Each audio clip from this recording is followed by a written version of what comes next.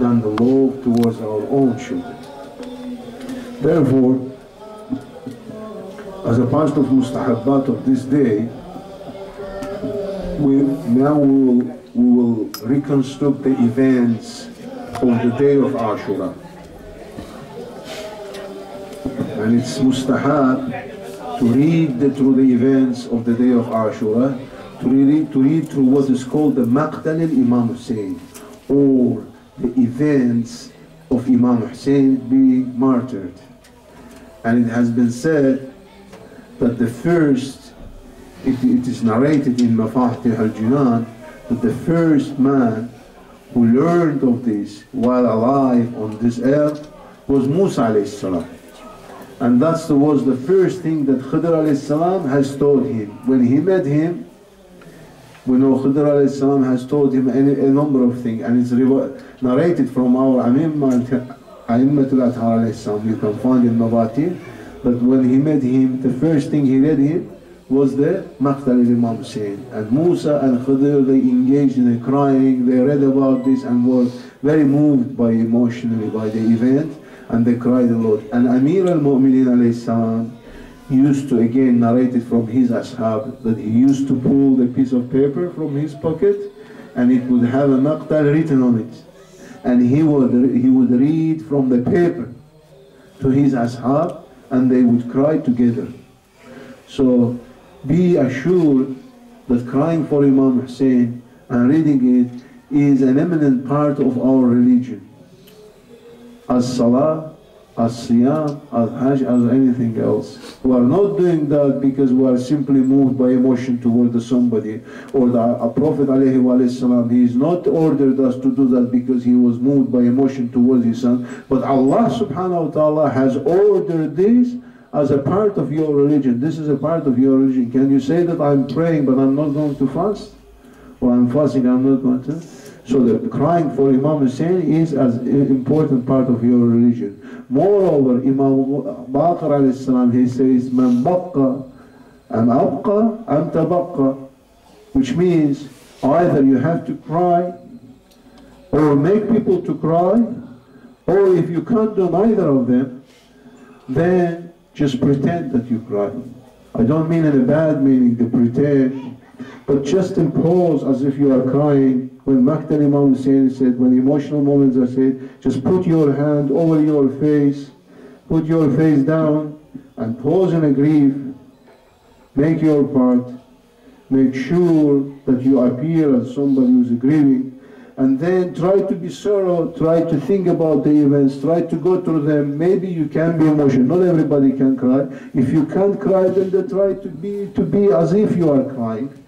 And then put your head face down during the reading, and that's the part of the. As for salah, for instance, you can't really pray salah while you are looking there upwards or backwards. You have to look forward. Maqtal is the same. When you read the Maqtal, you put your hand over your face and you look down. That's the adab of reading the Maqtal. So, events of the morning of Ashura. Umar ibn Sa'd offered the morning prayers on Ashura and came out with his followers who were with him. Amr ibn Hajjaj was entrusted with the right wing, the Shimr with the left wing of the army. Azra bin Qais was put in charge of horsemen, and Shaba bin Rabi in charge of the foot soldiers, infantry. The standard was given to Duwaid, his Mawla. When the opposition army advanced toward Hussein, he raised his hands and supplicated, "O God, I put my trust in you in every tribulation. You are my hope in every distress. You are my trust and provider in every affair that falls upon me, regardless of how much the heart may weaken. Strategies fail, friends abandon, and the enemy joyfully celebrate. I have received it under your kingdom, O Allah. I complain to you out of my desire for you alone and none else. Give me relief and dispel the calamity. You are the master of all bounties, the owner of all benevolence, and the ultimate destination of all desires." They approached our tents and observed that we had left firewood and cane in a ditch to deter attack from the rear. One of the opponent's horsemen galloped towards us with weapons. He passed by our tents without addressing us. All that he could see was the burning firewood and cane. Thus he began to return back and cried out loudly, "Hussein, are you rushing towards hellfire in this world before the day of resurrection?" Hussein asked, "Who is this person?" "It sounds like Shimr ibn Dijawshan." They replied, "Yes, may God make you prosperous." Hussein said, "Son of great Hadees, you are more entitled to be scourged by the fire." Muslim ibn Awsija said, "O son of the messenger of God, may my life be sacrificed for you. Give the permission to shoot an arrow at him, for it will most likely hit him. I'll get him. He is an evil person and a brutal tyrant."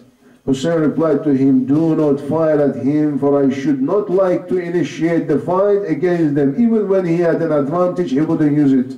He wouldn't start it because he was Imam and he would do only the best from whatever Allah has ordered him." Here comes the sermon of Imam Hussein on that day. "People, listen to what I have to say and do not rush me, that I may admonish you your duties toward me and explain to you the reason why I came to you. If you accept my explanation, verify my truthfulness, and deal with me with justice, perhaps then will you attain prosperity rather than pursue me. Should you reject my explanation and deny me fair treatment, then agree upon your affair and call your associates. Let not your affair remain dubious to you. Then carry it against me and delay no more. Indeed, my guardian is Allah, who revealed the book. He befriends the righteous," which is the passage from Quran. When his sister heard his speech, she cried. His daughters wept in loud voice. Hussein said to them, his brother Abbas ibn Ali and his son Ali, he told them, "Since then for my life there will be much more to weep in the future." When they become quiet, Hussein praised and glorified God in a manner befitting him. He said, "Blessing upon Muhammad and God's angel and prophets." One reporter said, "By God, I have never heard a speaker more eloquent than he in all my life."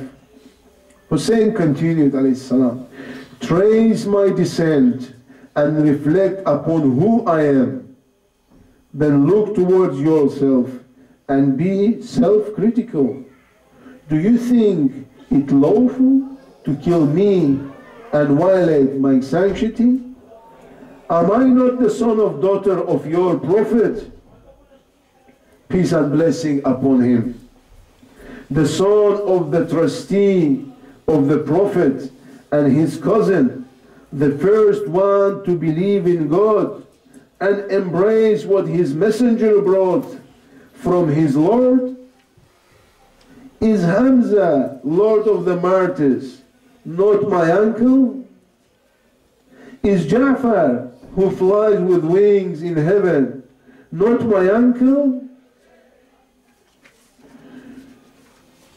Do you not testify in the famous statement of the Prophet, peace and blessing upon him, about me and my brother? These two are the lords of the youth of the paradise. Shabab Ahl Jannah. Sayyid Shabab Ahl Jannah.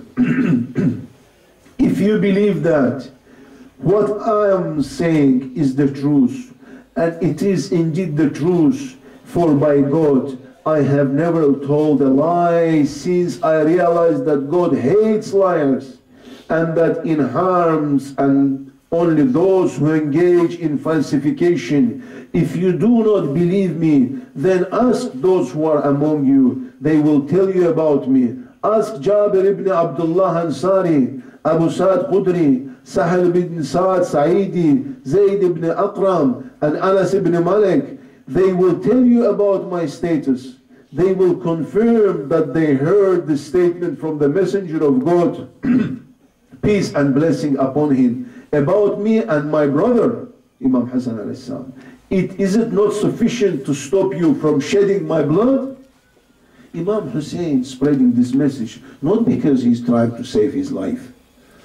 He knows that he is going to be sacrificed one day. He's deliberately coming. He is thirsty for these days. He is craving for this day. He is craving for Jannah. He is spreading this message to save the religion. Because the people are genuinely confused. They don't know Ahlul Bayt. They have no idea who is Ahlul Bayt. The poison of Umayyah has been spread so widely that imagine now today, no matter how bad they are confused, they still know that Imam Hussein and Imam Hassan are Sayyidi Shabab Ahl Jannah. Those days they didn't, they genuinely didn't. And sometimes to move to people, to spread the message, you need to some event that will shake them first out of their sleep. And this event was a sacrifice of son of the Prophet.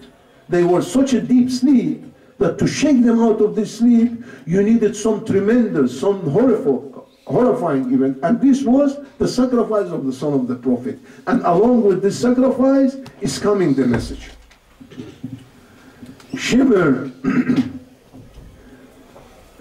interjects saying, if what you say is true, then I would be worshipping God on a precipice.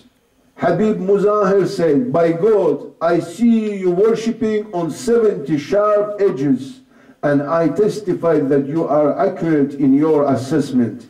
You cannot comprehend what Hussein is saying because God has sealed your heart. Hussein continued, if you doubt this prophetic statement, do you also doubt that I am the son of the daughter of your messenger? By God, there is no such person but me. Search among yourself in the entire world. Tell me whether you seek revenge from someone among you whom I have killed, for property that I usurped, or for an injury that I inflicted.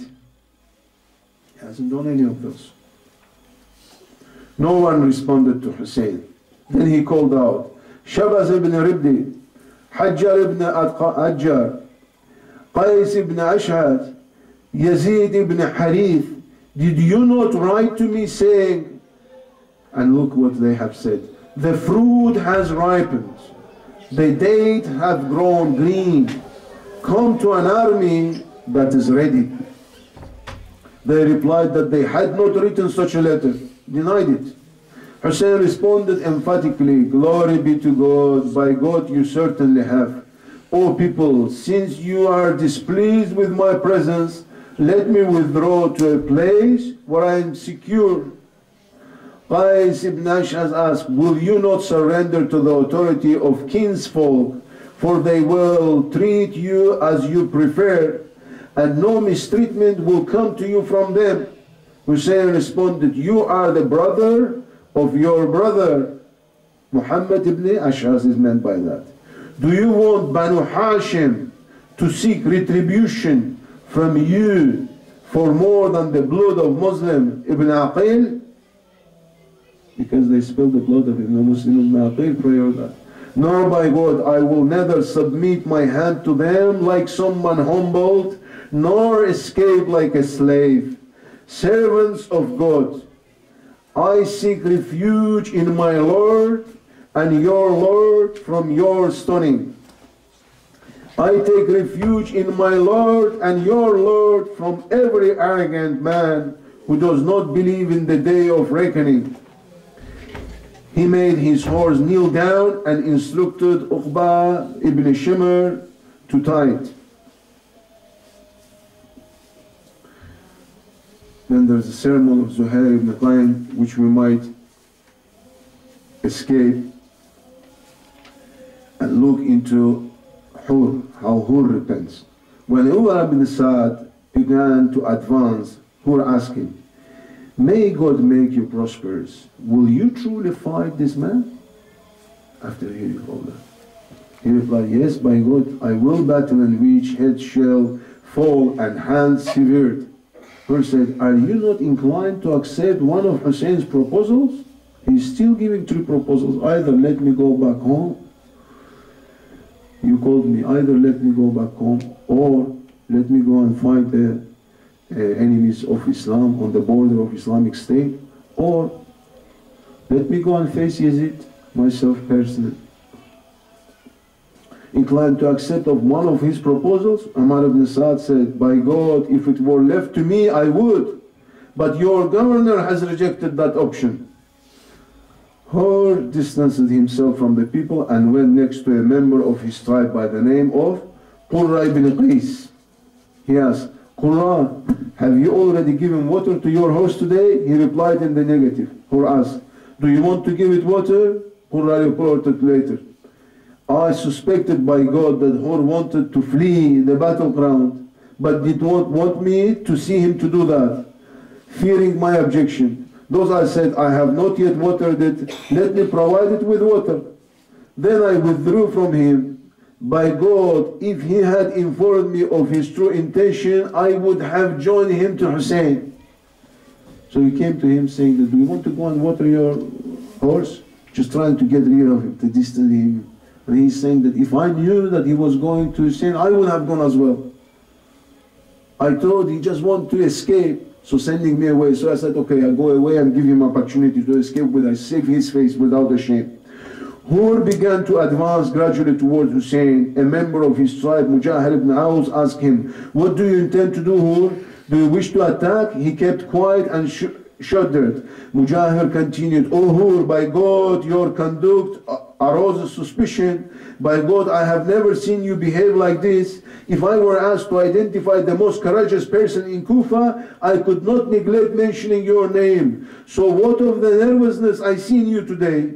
Who replied, by God, I have offered my soul a choice between heaven and hell. By God, I will not give priority to anything in relation to heaven if it entails that I be cut to pieces and burned.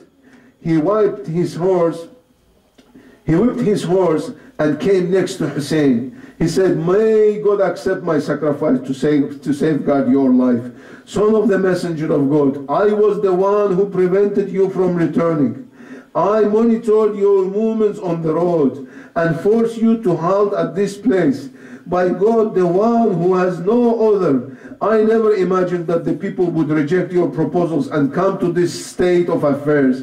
I justified my behavior by saying to myself that I was just to obey these people on some issues, for perhaps they will not consider me disobedient, and in the final analysis they will accept one of your proposals. By God, if I had thought that they might reject your proposals, I would not join them against you. I have come to seek repentance from my Lord for what I have done and offer my life before you in expiation. Would you accept that as my repentance? Hussein replied, yes, may God accept your repentance and forgive you. What is your name? He replied, I am Hur ibn Yazid. Hussein said, you are a free man, Hur. Hur in Arabic it means free. Hur. Say, you are a free man, Hur, just as your mother named you. God willing, you are free in this life and in thereafter. Come down. Hur said, I will be a better horseman for you than a foot soldier. I will fight them on my horse and will dismount only at the end of my life. Hussein said, do what you think is best. Hur went forth to address his followers. People, will you not accept one of the proposals presented by Hussein? True in God may offer you a way to avoid war and conflict with them. They replied, the person in authority here is Umar ibn Saad. So speak to him who spoke to him in similar fashion. And Umar replied, I am eager to find a way out if I could. Who continued his address, O people of Kufa, may your mothers be deprived of you. You invited him, and when he came to you, you betrayed him. You had resolved to lay down your lives from him, and now you confront him with the intent to kill him. You have grasped his life by the throat and have surrounded him from all directions. You prevent him from returning to another place where he can find safety and security for himself and his family. He has come into your hands like a prisoner who can produce no benefit for himself or repel harm. You deny him his womenfolk, his children and his followers, and the waters of the Euphrates, which the Jews, Christians, and Magians come to for drink. Even the pigs and dogs roll in the Euphrates. They may die from the severity of thirst. How evil has been your treatment of the progeny of Muhammad alayhi wa salam. May God deny you water on the day of resurrection. If you do not repent, and even what you scheme to do on this day and this hour. Some opponents threw arrows at him in the response. He went in front of Hussein and shielded him. The next chapter is the actual battle. Umar ibn Sa'd moved forward toward them and said, Duwayda, bring out your stand. Umar released an arrow, saying, bear witness that I was the first to strike. Thereafter, people began to shoot their arrows at each other. Hussein saw a tall man with broad shoulders. He said, I think that he will be a formidable opponent. It was Yasser and Salim who is there to engage in a single combat. Habib ibn Muzahir and Burair leaped forward, but Hussein ordered them to sit down.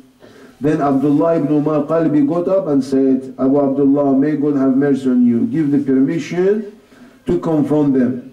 The man marched forward. They asked him who he was and gave his lineage. The Arabs, they had a tradition, they wouldn't fight somebody who wasn't coming from their lineage or certain that they know his lineage. They said, we don't know you. Those led Duhair ibn Qayn, Habib ibn Muzahir, or Burair ibn Hudayr, those people who are famous fighters and from the famous families in Arab. Yes, them come out. Yasser awaited combat in front of Salim. Ibn Qalbi said to Yasser, son of an adulteress, you wanted to engage in a duel with anyone. The person has arrived and he is better than you. He struck him with his sword while he was occupied in his engagement with Yasser. Salim attacked him. People tried to warn him of Salim's advance, but he did not notice until the latter fell upon him. Ibn Qalbi tried to shield himself from Salim's blow with his left hand, which resulted in the loss of his fingers. Then he attacked Salim and killed him. After killing them both, they called him for a single combat, which was an honor and which other Arabs would always honor this single combat. But here, they attacked him from both sides and he killed them both. If you do not recognize me, I am the son of Qalb. Adequate is my affiliation, the status with Ulaym. I am a man of strength and power and do not flinch when confronted with hardship. I assure you, Wahab, that I will march forward, stabbing and striking like a servant who has complete faith in the Lord. He recited this poetry. His wife Wahab grabbed the pole and went toward her husband saying, may my father and mother be sacrificed for you. Fight to preserve the righteous progeny of Muhammad alayhi wa salam. He tried to send her back to the woman's area. She clung to his clothes and said, I will not let you go unless I die with you. Hussein called out to her and said, may you receive the best of rewards for being a good family member. May God have mercy on you. Return to the womenfolk and sit with them. For fighting is not obligatory on women. Thus she went back to them. The first attack. Amr ibn Hajjaj, who was on the right flank, launched the first attack against the right flank of Hussein's followers. When they came near, Hussein's followers knelt down on their knees and stretched out their spears. to prevent the advance of the opponent's horses. They shot arrows at them, which killed and wounded some of them. There was a miracle at that time that took place. A person from Banu Tamim named Abdullah ibn Hawza approached Hussein and said, "Oh Hussein, oh Hussein." Hussein asked, "What do you want?" He said, "Are you expecting hellfire?" Hussein replied, "Not at all. I'm moving to a compassionate Lord and an able intercessor." He asked for the identity of the person and was told Ibn Hawza. Hussein made a supplication to God, "O Lord, plunge him into the fire." Upon this, his horse got restless and caused him fall with his legs hanging onto the stirrup. His head was dragged on the ground, striking every stone and tree until he died. Martyrdom of Burayr. Yazid ibn Maqal came out and said to Burayr, "O Burayr ibn Hudayr, how do you think that God has dealt with you?" He replied, "By God, He has dealt with me in the best manner, and He has treated you badly." Yazid ibn Maqal said, "You are a liar and have always been a liar. Do you recall what you said when I used to go to the Banu Lawda, that Uthman ibn Affan is self-indulgent, that Muawiyah ibn Abi Sufyan was misguided and misguiding others, and that the guided and truthful Imam was Ali ibn Abi Talib?" Burayr replied, "I testify that this was my position and my opinion and still is." Ibn Maqil retorted, "I testify that you are among those led astray." Burayr said, "I invite you to a mutual imprecation and ask God to curse the liar and kill the one who spreads falsehood. Come out and do combat." They both stepped forward and raised their hands in supplication. "Oh God," they said, they called, "curse the liar and the one who is astray." They confronted each other and exchanged blows. Yazid ibn Maqal struck a light blow on Burayr that did not harm to him. Burayr struck his opponent a severe blow that penetrated his helmet and reached his brain. As a result, the man fell down with the sword of Hudayr stuck in his heart. While Burayr was attempting to extract his sword from Ibn Maqil's head, Rad ibn Mudghib Abdi attacked him and they exchanged blows for a while. Then Burayr sat on his chest and Radi called out, "Where are the helpers and the defenders?" Upon this, Ka'b ibn Jabir galloped out to attack Burayr and struck him on the back. When Burayr sensed it, he fell upon Ka'b and beat his nose. Ka'b continues to stroke him until he forced Burayr down. The point of Ka'b's spear disappeared in Burayr's back, so he struck him with his sword and killed him.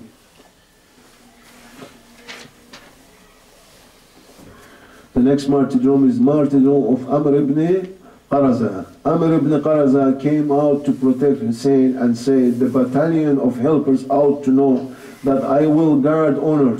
With the blow of a boy who is not fragile, to safeguard Hussein, I offer my life and my home."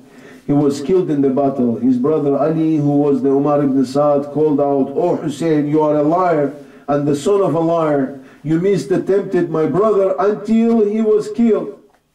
Hussein replied, "Surely God did not lead your brother astray, but guided him. You are misled." Ali ibn Qaraza said, May God kill me if I do not kill you, or I will die in your pursuit." He tried to attack Hussein, but Naqvi ibn Hilal blocked him with a blow that caused him to fall down. The supporters of Ali ibn Qaraza picked him to retreat him for his wound. Now the event of general battle.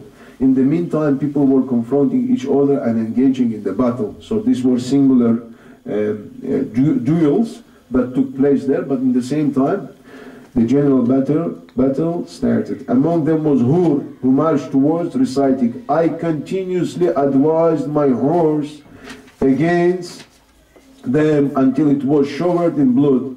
His horse had wounds, and its ears and blood flowed from its nose. Yazid ibn Sufyan cried out, it's a different Yazid, by God, if I had seen Hur ibn Yazid when he fled, I would have stabbed him with my spear. Hassan ibn Tamim said to him, this is the same Hur that you desired to fight?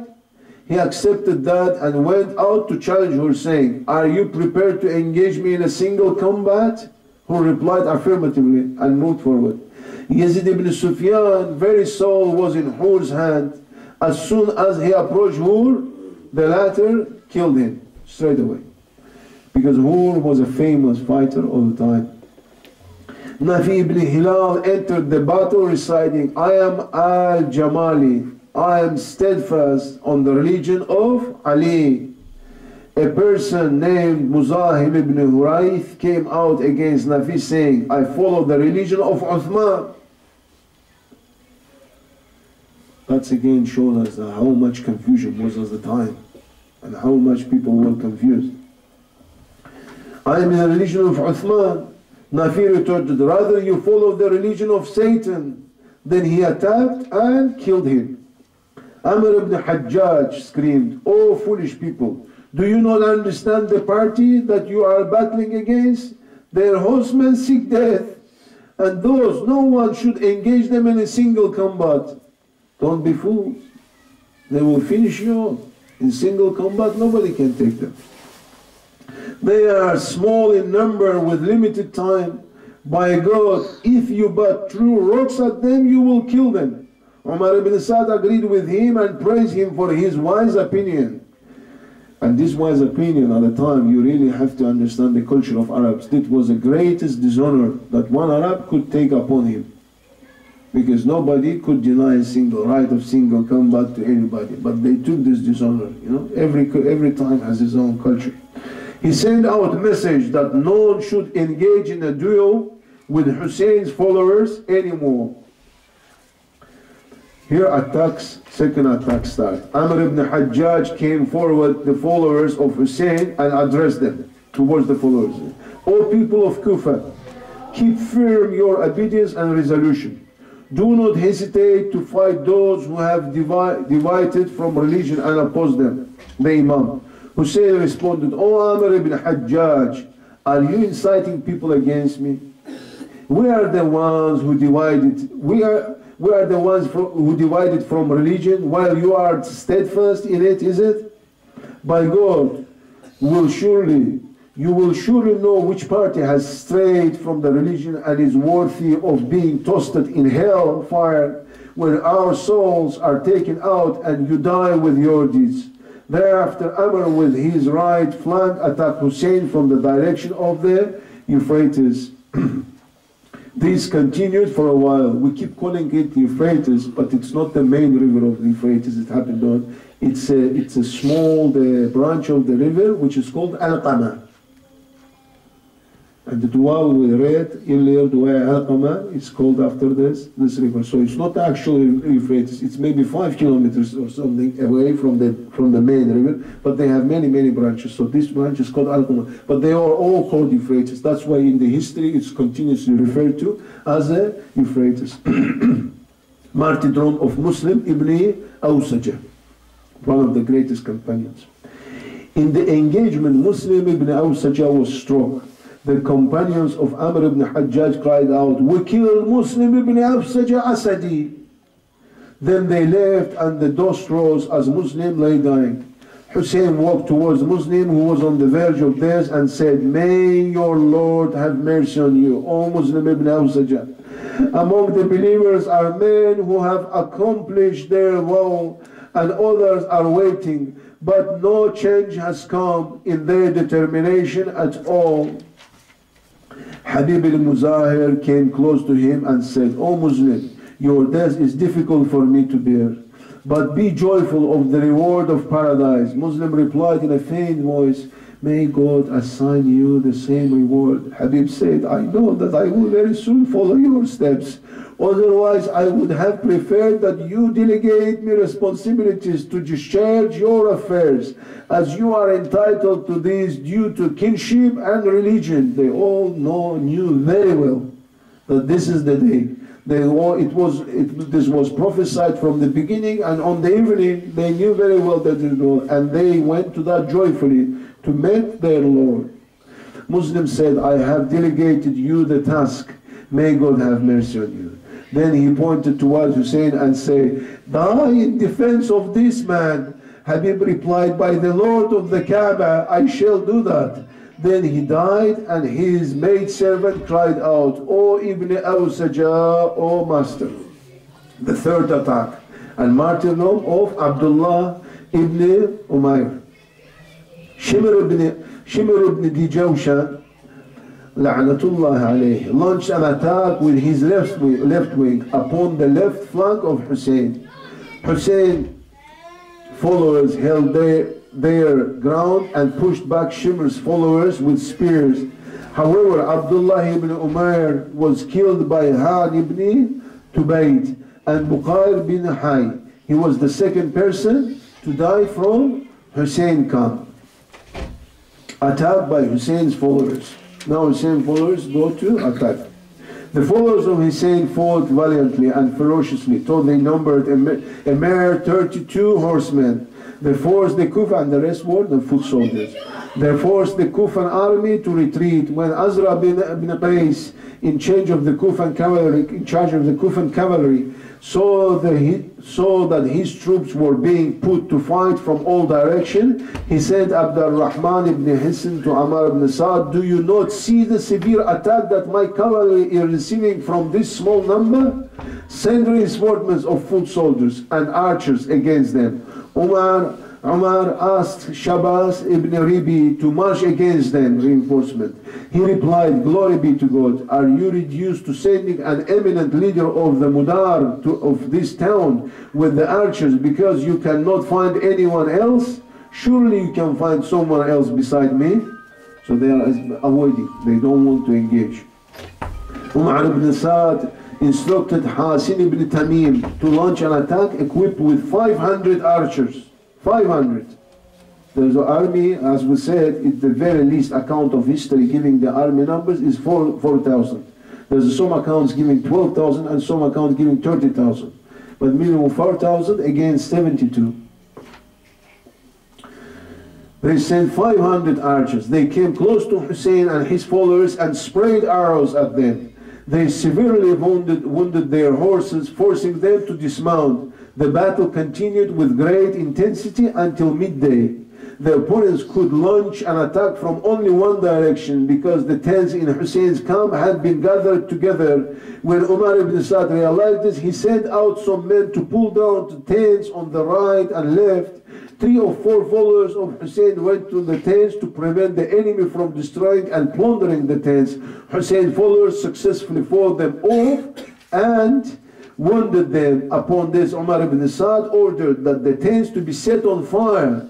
Hussein said, let them set the tents on fire, because if they do so, they will not be able to come through it and approach you. As a result, they could attack only from one direction. Again, just to emphasize dishonor that these people have shown. It wasn't the Arabs' tradition to engage in fights like this, come behind or attack somebody behind or hide behind, you know. They would engage in an open battle in a field.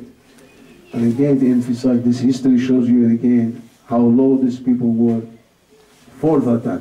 Shimr alayhi la'natullah launched an attack until he reached the tent of Hussein. He poked through it and called out, fetch me fire so I can torch this place and the people inside it. The woman screamed and came out of the tent. Hussein screamed at him, saying, O son of Dhujafshan, are you calling for fire to burn down my tent and my family? May God scourge you in the hellfire. Humayd ibn Muslim said to Shimr, glory be to God, this act does not befit you. Do you want to take 2 evil qualities for which God will punish you, killing children and women? By God, it is through the killing of men that your governor will be pleased with you. Then Shimr when Shabath ibn Ribi came and said, I have never heard a statement more evil or a mode of conduct more repulsive than yours. Are you turning into a person who terrifies women? No Arab would do that. No Arab would ever do that. If you read through history in Islam, you never see the example of Arabs attacking women or children or whatever. Even the worst of them, even if Jahiliyyah, Abu Jahl or whoever. Together with 10 of his colleagues, Zuhair ibn Qayn fiercely attacked Shimr and his followers, driving them out of tents and forcing them to flee. The people from the army of Umar ibn Sa'd surrounded Zuhair and his followers, who continued to fight until they were killed. When someone from Hussein camp died, it was apparent, but it was unclear how many people died on the other side, because they were numerous. Intermission of midday Zuhr prayers. When Abu Tumama Amr ibn Abdullah Sadi noticed the intensity of the war, he said, "Oh Hussein, oh Abu Abdullah, may my soul be sacrificed for you. These people are beginning to approach you, and by God I will not let them harm you unless I am killed protecting you, God willing. I would love to meet my Lord, having performed prayers whose time has commenced." Hussein lifted his head up and said, "You remember the prayer? May God include you among those who offer prayers and remembers Him. Yes, it is now the preferred time of prayer," which is the beginning. Very beginning time is the preferred time. "Ask them to stop attacking us until we have offered prayers." But Hasan ibn Tamim scoffed at this. "Your prayer will not be accepted." Habib ibn Muzahir responded, "You claim the prayer of a member from the progeny of the Messenger of God, peace and blessing on him, will not be accepted, while your prayer would be." Martyrdom of Habib ibn Muzahir. Hasan ibn Tamim attacked them, and Habib ibn Muzahir came out to challenge him. Habib hit the face of Hasan's horse with his sword. The horse jumped suddenly and dropped Hasan from it. He was rescued by his followers and taken to their camp. Habib recited the following: "I am Habib and my father is Muzahir, a horseman of a combat ignited. You have numerical strength, but we are more faithful and patient. We have sound a clear proof for our position. We are of stronger moral character and less blameworthy than you. I swear that if we had your numerical strength, or even half, you would flee from us, O evil people, in lineage and essence." You may raise the question, what is all about these poets and passages and poems?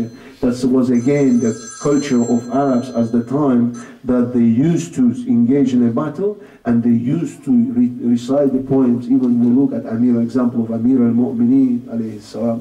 So that was their tradition.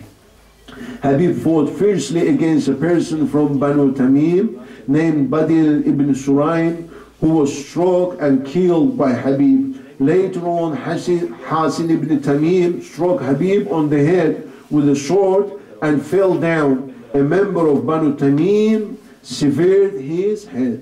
That was the Habib ibn Muzahir, one of the greatest ashab of Imam Hussein alayhi salam. Martyrdom of Hur ibn Yazid Riyahi. Hur went out and began to recite war poetry. "I will strike my sword at their eminent people on behalf of the exemplary men who settled at Mina and Kaif. I swear that I will not die until I have killed. Today I will only advance forward, not retreat. I will deal them a severe blow with my sword without losing courage or flee." Hur and Zuhair ibn Qayn fought fiercely in such a manner that when one of them was attacked by numerous opponents, the other went to his rescue. This continued with this strategy for some time until a foot soldier gave a fatal blow to Hur and killed him. Midday prayers. And martyrdom of Sa'd ibn Abdullah Hanafi. Then Hussein prayed with them the prayer of fear. Sayyid ibn Abdullah was guarding Hussein and tried to shield him from the arrows. He fell down as a result of the wounds and died. Why it's called the prayer of fear? You know, there is a prayer, it's described in Quran in details, how you pray in the state of battle when you don't have a parley from your enemy. The Imam prays 2 rakat, and the group of people, they wait with the honor guard. When they finish 2 rakat behind Imam, they retrieve, and the other group of people advances, and they continue their prayer with Imam, and then those to finish the prayer on their own after finishing the guard. That's the way you pray the prayer, so-called the prayer of fear. So they prayed in that state their prayer. Why? Because they were denied the sanctity of prayer, so they can pray in peace. Martyrdom of Zuhair ibn Qayn. Zuhair came out reciting the following while tapping on the shoulder of Hussein. Move forward, for you have been guided. You are the one who guides and are rightly guided. Today you will meet your grandfather, the Prophet, and Hassan and Ali, with whom God is pleased, and the courageous young man with 2 wings, Jafar is referred to, and the Lion of God, the martyr who is alive. Kathir ibn Abdullah and Mujahid ibn Aus launched a massive attack against Zuhair and killed him. Martyrdom of Nafi ibn Hilal Jamali. Nafi had inscribed his name on the tips of his arrows. When he shot this arrow, he said, I am al-Jamali, I am steadfast on the religion of Ali. In the process, he killed 12 followers of Umar ibn Saad, excluding the ones he wounded. He continued to fight until both his arms were caught, and he was taken prisoner by Shimr ibn the Jawshan and his followers. He was brought to Umar ibn Saad with blood dripping onto his beard. Umar ibn Saad said to him, woe to you, Nafi, what has caused you to behave in this manner against yourself? What have you done to yourself? He replied, surely my Lord knows my intentions. I have killed 12 of your followers, in addition to the ones I wounded. I have no regrets, and if I had still my limbs with me, you would not have been able to capture me. Shimr said to Umar, kill him, may God make you prosperous. Umar replied, if you want, you kill him. Shimr took out his sword. Nafi said to him, by God, if you were a Muslim, how grave and serious you would view meeting God, having shed our blood. And praise belongs to God, who has destined that we die through the wicked ones of his creatures. Then Shimr killed him. Martyrdom of 2 Ghifar brothers. When the followers of Hussein realized that they were unable to prevent the advance of the opposing army and protect Hussein of themselves, they began to compete with each other to be the first to die in defense of Hussein. 2 sons of Azra, called Abdullah and Abd al-Rahman, and belonging to Ghifar, came to Hussein. O Abu Abdullah, they said, the enemy has forced us to retreat. We would like to be killed in front of you as we try to safeguard and defend you. Hussein said, you are both welcome. Come close to me. They approached him and began to fight as one of them recited, Banu Ghifar, Banu Nizar, and Khindif know the truth, that we will fight against immoral man with every sharp and severe sword. People safeguard sons of free men with swords and spears. They fought fiercely in front of Hussein until they were killed. Martyrdom of 2 youth of Jabr. 2 youth of Jabr named Saif ibn Haris ibn Surai and Malik ibn Abd ibn Surai, who were paternal cousins and half-brothers, came to Hussein while crying. Hussein asked them, cousins, why are you crying? By God, I hope that you will both be prosperous in the near future. They said, may God sacrifice our life to safeguard yours. No, by God, we are not crying for ourselves. Rather, we weep for you because we see that you are surrendered and we are unable to repel the opponents. Hussein said, cousins, may God reward you with a reward reserved for the pious because of your empathy and sacrificing your lives to defend me. The two young boys went forward while looking toward Hussein and said, "Peace be on you, the son of messenger." He replied, "And peace be on both of you." They fought until they were killed. Martyrdom of Hanzala ibn Ashad Shibami. Hanzala came before Hussein and proclaimed, "O my people, I fear that the same fate will befall you that happened on the day of the Allahs, and that happened to the people of Noah and the Adam and Tamud and those who came after them. But God does not desire injustice for his servant. O my people, I fear for you on the day of summoning a day, when you will turn back to flee, there will be no one to protect you from God. Whoever God causes to err has no guide. People, do not kill Hussein. Let God destroy you with punishment. Lest God destroy you with punishment. He who forged a lie will be disappointed." Hussein said to him, "O Ibn Asad, may God have mercy on you. Surely they have subjected themselves to divine punishment by refusing to listen to your invitation to the truth. They have come out against you with the intention to kill you and your companions. What will be their state after killing your righteous brothers?" Ibn Asad said, "You have spoken the truth. May I be sacrificed for your sake. You are more learned than I and more entitled for that. Shall not we journey to the thereafter and join our brothers?" Hussein said, "Journey to a place that is better than this world and all that it contains, to a kingdom that does not fade away." Hanzala said, "Peace be upon you, Abu Abdullah. May God bless you and your family. May He enable us to recognize you in His paradise." Hussein said, "Amen, Amen." Hanzala moved forward and continued to fight until he was killed. Martyrdom of Shawwa and Abbas ibn Abi Shabib Shakiri. Abbas advanced forward while accompanied by Shawwab, Mawla of Shakir. He said to him, "What would you like to do?" He replied, "Indeed, what I would like to is to fight, because you to defend the son of the daughter of the messenger of God, peace and blessing on him until I die." Abbas said, "This is what I thought you would say. Go forward next to Abu Abdullah, so that he can dedicate you just as he dedicated his other followers. I too would like to dedicate you." Shaba went to Hussein and greeted him. Then he marched on and fought until he was killed. Martyrdom of Abu Shada Yazid ibn Zayd ibn Muhasir. Abu Shada had come with Umar ibn Saad but defected to Hussein's camp.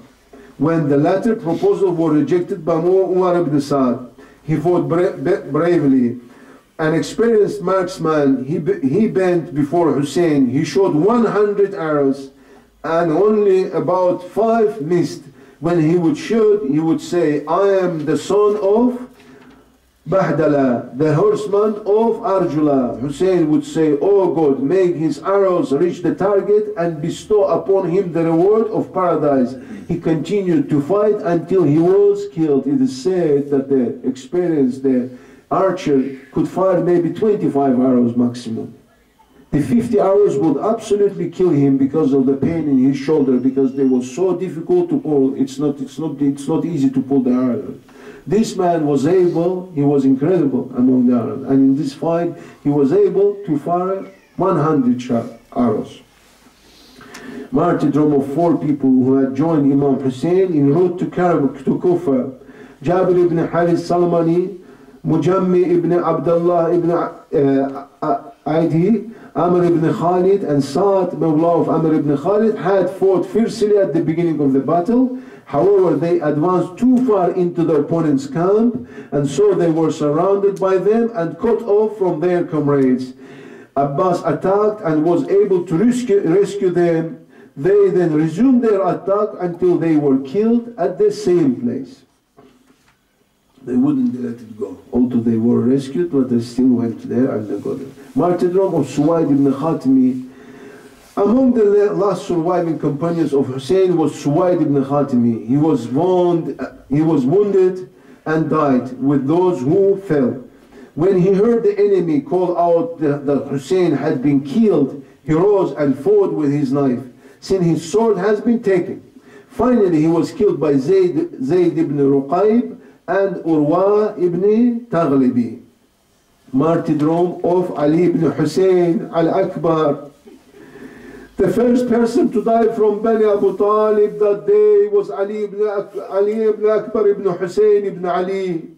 His mother's name is Layla ibn Abi Murrah. When Hussein said Ali ibn Hussein to the battlefield, his eyes brimmed with tears. He said, God, you are witness against them, that I am sending one of your servants who most resemble your messenger in appearance and temperament, blessing upon him and his family. He was so like Prophet Muhammad alayhi wa sallam in his appearance.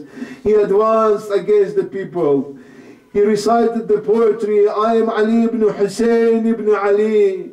By the Lord of Kaaba, we are closer to the Prophet than you. By God, the son of an immoral person will not judge us. Abu Faraj relates that Ali Akbar fought intensely and then returned to his father saying, Oh father, I am thirsty. Hussein replied, my beloved, the patient, be patient, for it will not be long before that the messenger of God shall quench your thirst. Ali Akbar resumed the battle. Then Murrah ibn Mughith saw him and said, May all the evil of the Arabs fall upon me if I do not stop him from causing havoc and deprive his father of him. Ali Akbar continued to attack the people until Murrah engaged him and struck him. The people pounced on Ali Akbar and caught him with their swords. He called out, My father, my last salutations of peace to you. I see my grandfather already, messenger of God, sending you greetings of peace and saying, Hurry, come and join us. Then he looked at Ibrahim and his soul parted his body and left this world.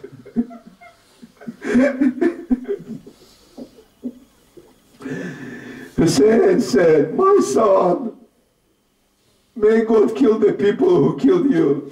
How daring they are against the compassionate God, violating the sanctity of the family of the messenger. Life has no purpose after your departure. Zainab came out hurriedly and cried out, My brother, my nephew. She came and put herself on Ali ibn Hussein. Hussein came to her and took her back to the tent. Then he took with him a few young men and went to collect the body of Ali ibn Hussein. They returned back and placed his body near the tent where they had been fighting. Martyrdom of Qasim ibn Hassan. Humayd ibn Muslim relates, a youth advanced toward us with a shining face and carrying a sword in his hand. He was wearing a shirt, waistcloth, and a pair of slippers. One of its straps was broken. I believe it was the left one. Amr ibn Sa'd Nufail said to me, By God, I am going to attack him. I said to him, Glory be to God. Why do you have to do that? It is not enough that these people that you see have completely surrounded him. He said, By God, I am going to attack him. With this, he launched an attack against Qasim and did not return until he struck his head with his sword. Qasim fell down on his face and called out, Oh uncle! Oh uncle! Hussein appeared like a hawk and fought with ferocity like a lion. He struck Amr with his sword while the latter tried to shield himself with his arm, which was severed from the elbow. The horseman of Umar ibn Sa'd tried to rescue Amr, but instead trampled with him to death. When the dust settled, Hussein was seen standing by the head of Qasim, whose feet were stretched out on the ground. Hussein said, May the people who killed you be deprived of God's mercy, because the one who will take them to task on the day of judgment on your behalf will be your grandfather. By God, it is difficult for your uncle to bear the thought that you called out to him and he was unable to respond to your God. Or he tried to save your life, but to no avail. By God, the number of people who are prepared to kill us are many, and the helpers are few. Then he carried him by placing him next to his chest. He put the body next to his martyred son Ali ibn Hussein and other members of his family. It has been said that Qasim was about 12 or 13 years old at the time. He was in his early teens anyway. They didn't spare him. Martyrdom of Abbas ibn Ali and his brothers. Abul Fadl Abbas said to his brothers from his mother's side, Abdullah, Ja'far and Uthman, my brothers, advance forward so I can be your heir, for you have no children. They did so and fought fiercely until they were martyred. Martyrdom of Abdullah ibn Hussein. Abdullah al-Radi.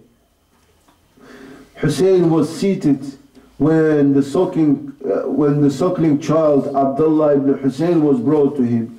One of the Banu Asad member, Hurmala ibn Khalil ibn Hani ibn Tubayr Hadrami, fired an arrow that smashed into him. Hussein shook Abdullah's blood on the ground from the palm of his hand and said, "Oh Lord, if it is your decree or to withhold help from the heaven, then do so, for you know what is in our best interest.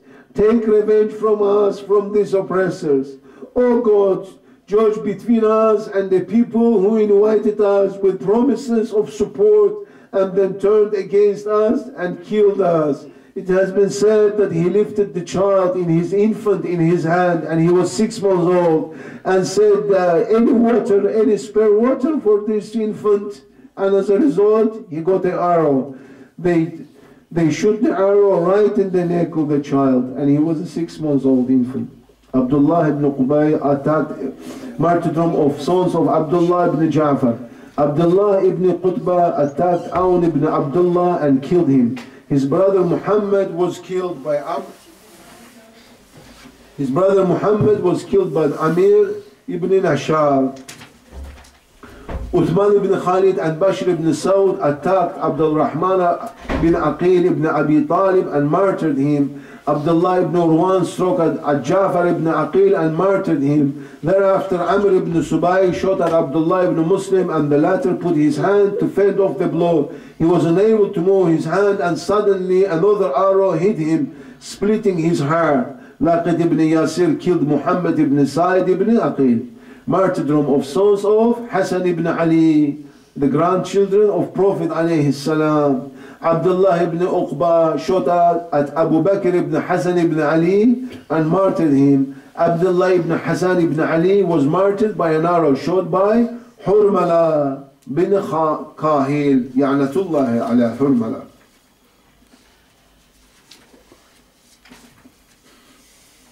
Chapter 10, Martyrdom of Imam Hussein. This is chapter of Martyrdom of Imam Hussein.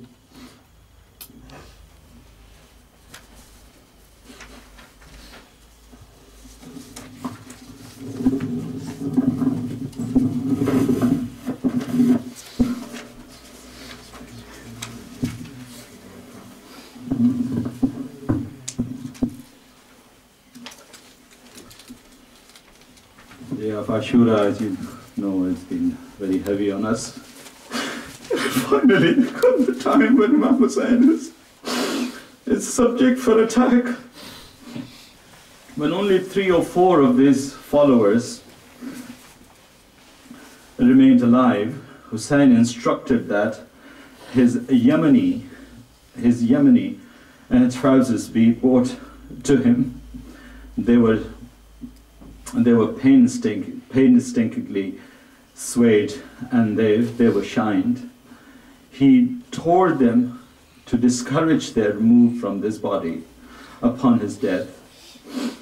Hussein remained in one position for a good part of their day. Any opponent who approached him turned quickly back, and dreading the burden of shedding the blood of Hussein. Finally, Malik bin Nayyar, a member of Bani Badda, came and struck Hussein on his head with his sword, such that he cut through to the hooded hook and hooded cloak and reached his head. The cloth becomes soaked in blood. Hussein said, may you be incapable of eating or drinking with your hand. May God raise you on the day of judgment among the oppressors. He discarded the bloodied bodied cloak and called for the cab and surrounded it with a turban. Shimr, together with his about 10-foot soldier came from Kufa. Shimr brought Kufa, the soldiers all the way from Kufa, moved towards the place where Hussein had placed his belonging and his family. Hussein tried to go near that place, but they prevented him from doing so. Hussein said to them, woe to you. If you have no loyalty and religion and are not concerned about the day of judgment, then at least conduct yourselves with civility and feminists in matters of world. Stop the wicked and ignorant men from hindering from the access of my family and belonging. Shimr replied, this is your responsibility, O son of Fatima. Hussein attacked them and forced them to withdraw. Abdullah bin Ammar relates to it. The foot soldiers fiercely attacked Hussein from the right and left. He responded to the one on his right and forced him to flee. He did the same to the foot soldiers to his left and put them to fight. By God, I have never seen such determination from a person who had lost his sons, his family and his followers. Had lost his son and his family and his followers. None possesses stronger spirit or more courage than he. By God, I have never seen anyone like him. Hussein disappeared. Hussein dispersed and he attacked, and from the right and from the left, as the goats flee when the wolf pounds on them. Umar ibn Saad approached Hussein when Zainab, daughter of Fatima, came out and said, "Oh, Umar Saad, will you just passively watch while Abu Abdullah is being killed?" Hussein fiercely attacked the cavalry and said, Are you encouraging each other to kill me? By God, my killing is an act that is not detestable in the sight of God. I surely hope that God will honor me by humbling you, then grant me the opportunity for revenge without your knowledge. By God, if you do end up killing me, God in return will shower you with a hardship and shed your blood. The punishment will be manifold and severe. Shimr marched towards Hussein with his foot soldiers, comprised of Sinan bin Anas, Khawli bin Yazid, Salih bin Wahab, Khasham bin Amr, and Abdul bin Rahman bin Jufi. They surrounded Hussein completely from all directions. A very young boy, Abdullah bin Hassan bin Ali, from Hussein's family, advanced towards him. Upon this, Hussein asked his sister Zainab, a daughter of Ali, to hold him, but the young boy refused, and hostility moved towards him. The hostility moves towards Hussein. This is the boy actually of Imam Hassan, which many riwayat told. But this boy could not bear to see his uncle being killed, and he came straight from the Qima and threw himself in front of the Imam Hussein. Burayd bin Ka'b galloped towards Hussein with sword. The young boy said to him, "O son of unchaste women, do you intend to kill my uncle?" Bahar struck him with his sword and the latter tried to protect himself with his arms, but the sword pretended his skin and left the arm hanging. The young boy called out, "O mother!" Hussein picked him up, embraced him and said, "My nephew, bear with patience this calamity, and look at the beast, look at the best sight, for God will surely unite you with your righteous forefathers, consisting of Messenger of Allah, Ali ibn Abi Talib, Hamza, and Hassan Ali bin blessing be upon them." Then Hussein said, "O God, deny them the drop of rain from the sky and the blessing of this earth. O God, O God, you have given them respite until now, but it's split them into the faction, disunited. May their rulers never be pleased with them. They invited us with a promise to help us, and instead they have turned against us and killed us." A long time passed, during which anyone who wanted to kill Hussein could have, but everyone detested committing this heinous act and preferred someone else to do that, to carry it out.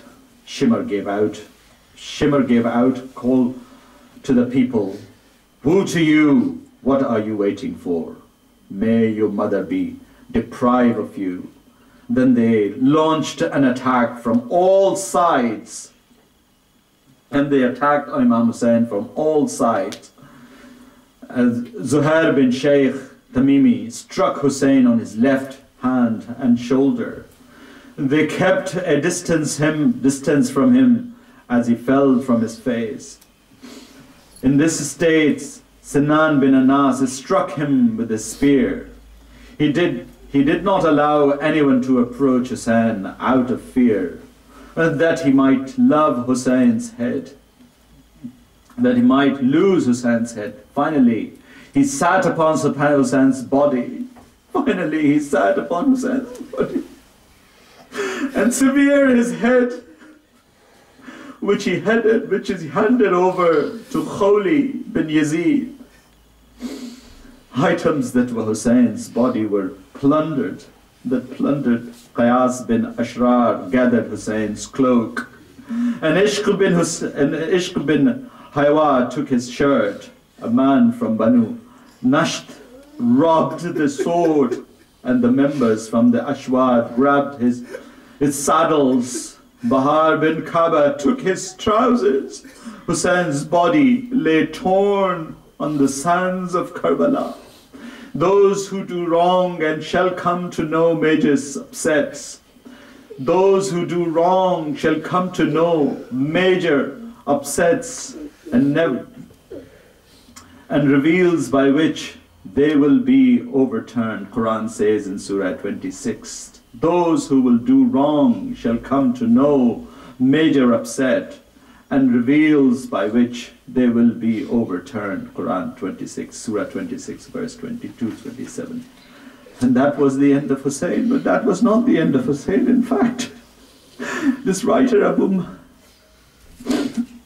Mukhnaf, who is a very eminent writer, there's many maqtals have been written about Imam Hussein, and there are many incidents happened which you've been listening for years and years. And one of the incidents was that when Imam Hussein was surrounded by these beasts and these awful people, he cried out loud, "Hal min nasin yansuruna?" Is there anyone here? Is there anyone out there who can help me?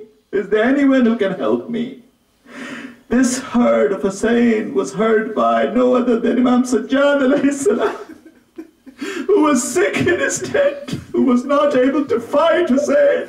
He threw himself and took a very torn and a very broken sword, and he came out and he said, "I am alive, my dad. I am alive, my father. Zainab came out from the camp and said, no, no, you are the continuity of Imamat. You are the sign of Imam Hussain. You are not fighting, you are not fit to fight today. Imam Sajjad retreated. After that, many incidents happened. And the world lost the grandson of Prophet Muhammad sallallahu alaihi wasallam. Hussain, head was being lifted on the spear by Shimr, and then Hussain started reciting the Quran. On that has also been written by many. But now, that's not the full story. This happened on the ground of Karbala. How the women in Khayma would know that the Hussain has gone, that the Hussain has been slaughtered mercilessly. How Hussein's horse, the Zuljana, the faithful Zuljana, had one last incident. He started doing the tawaf of Imam Hussein's body, and he made sure that nobody would trample the body of Hussain. It has been written in Riwayat that Imam Hussain did not get the proper coffin. His body has been trampled by the hooves of the horses. But Zuljana protected that for a while, and then he went back to Khayma. Then he went back to Khayma and the tents. Now the ladies knew that no more Hussain. His horse came wounded, full of arrows. You have seen the image of the Zuljana.